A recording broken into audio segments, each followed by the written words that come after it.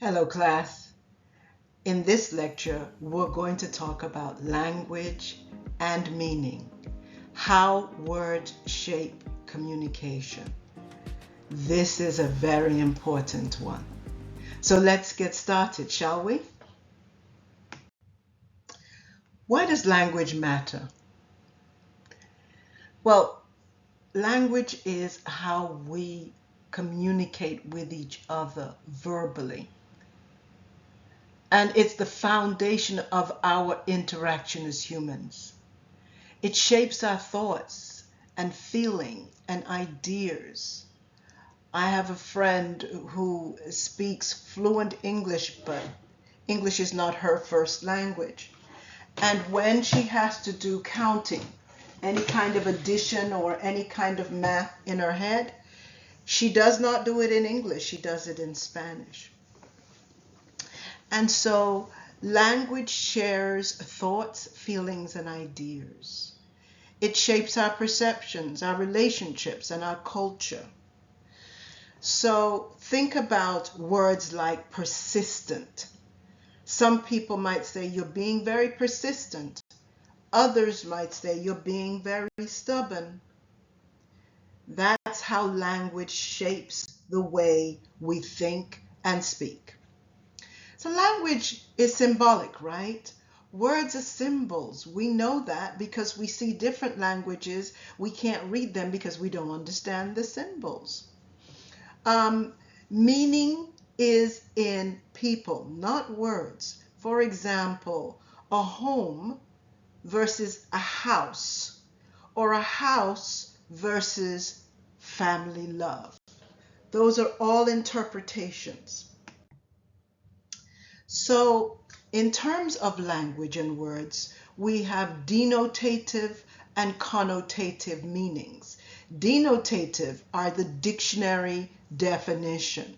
Connotative is your personal understanding of the meaning, and you attach sometimes emotion to it. So, connotative, let's give an example. A snake is a reptile. Activity, though, is that when you think about a snake in terms of a connotative meaning, it might mean a very devious person. So we have phonological sound systems. We have synthetic sentence structures. We have semantic meaning of words, and we have pragmatic. And these are based on the sound, the structure, the meaning of words, and the context of words.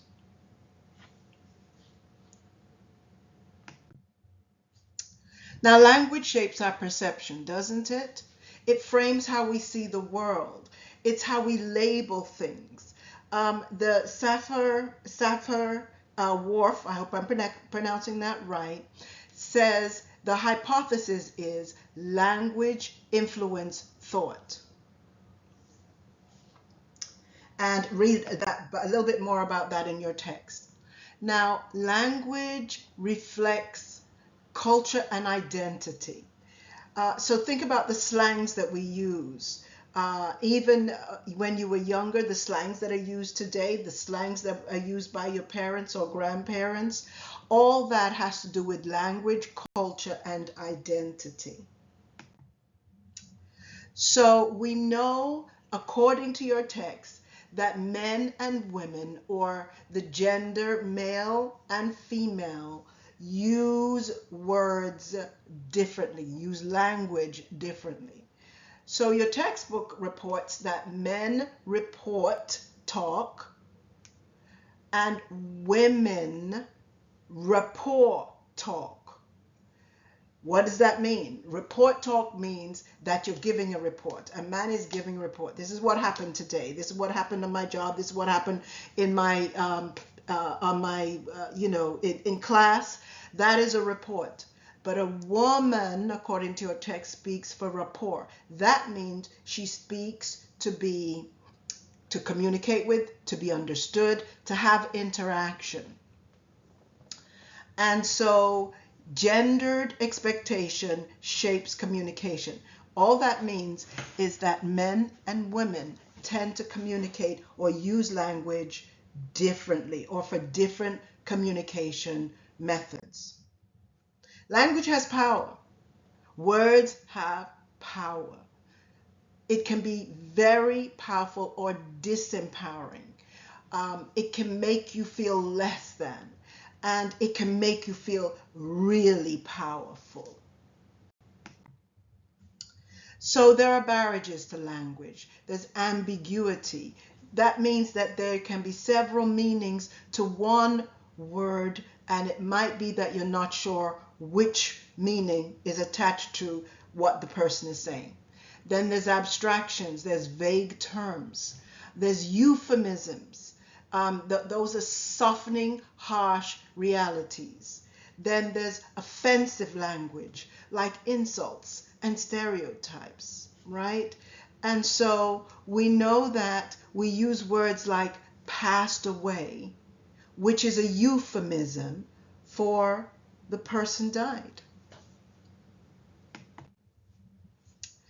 So how do we improve our language skills? Well, we need to be clear and specific, and we need to adapt to the audience's context. What that means is if you are asked to go to a kindergarten class to explain, let's say, critical thinking, you would use words that are specific to that kindergarten class, as opposed to if you were explaining critical thinking to your classmates in this class. Use inclusive language, and that means use language that does not make some people feel like you're not talking to them, right? Avoid jargon unless the jargon is understood by everybody. So an example is, let's say a doctor is talking to you about something and they're using medical terms, but for you, the medical terms are not clear. So you've got to know who you're talking to and use the appropriate language. So what are the key takeaways from this lecture?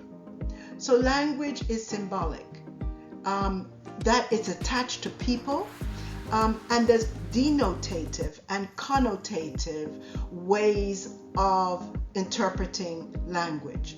There are rules to language. Language empowers, but it can also create barriers. And then effective communication means that you communicate with clarity, respect, and purpose. Well, I hope you got something from this lecture, and I'll see you in the next one.